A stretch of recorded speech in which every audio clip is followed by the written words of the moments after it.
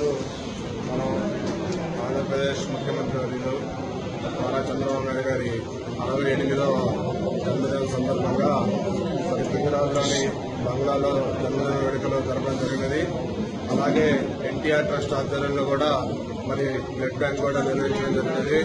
మరి blood bank అందరూ యువకులు, అందరూ కార్యకర్తలు, అభిమానులందరూ రక్తదానం చేయడం జరిగినది. మరి అలాగే ఈరోజు చంద్రబాబు నాయుడు గారు చూస్తే కనుక 68 ఏళ్లలో కూడా ఒక 20 ఏళ్ల కుర్రాళ్ల రాష్ట్రం కోసం నిరంతరం కృషి చేస్తున్న వ్యక్తి. ఇలాంటి వ్యక్తి మనకి దొరకడం మనకి చాలా అదృష్టం.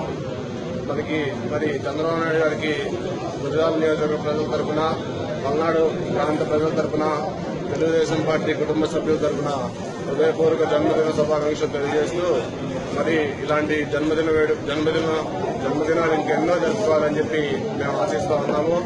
మరి పల్నాడు ప్రాంత ప్రజలంటే చంద్రబాబు నాయుడు గారికి ఒక అభిమానం ఉంది.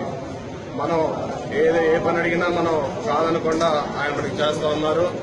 ఎప్పుడూ పల్నాడు ప్రాంత ప్రజలకు చంద్రబాబు నాయుడు గారికి రుణపడి ఉంటామని మేము తెలియజేసుకుంటూ మరి అలాగే ఈరోజు మరి కొన్ని చలివేంద్రాలు కూడా ప్రారంభోత్సవం ఉన్నాయి.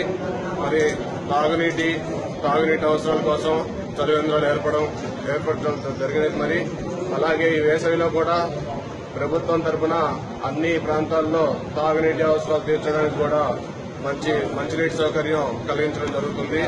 అలాగే మరి చంద్రబాబు నాయుడు గారు కూడా మంచి రాష్ట్రం కోసం నిరంతరం ఆయన కుటుంబ సభ్యులను కూడా వదిలేసి మరి విజయవాడలో ఉంటూ పగలనగా రాత్రనక ఆయన మన రాష్ట్రం కోసం కష్టపడుతూ ఉన్నారు.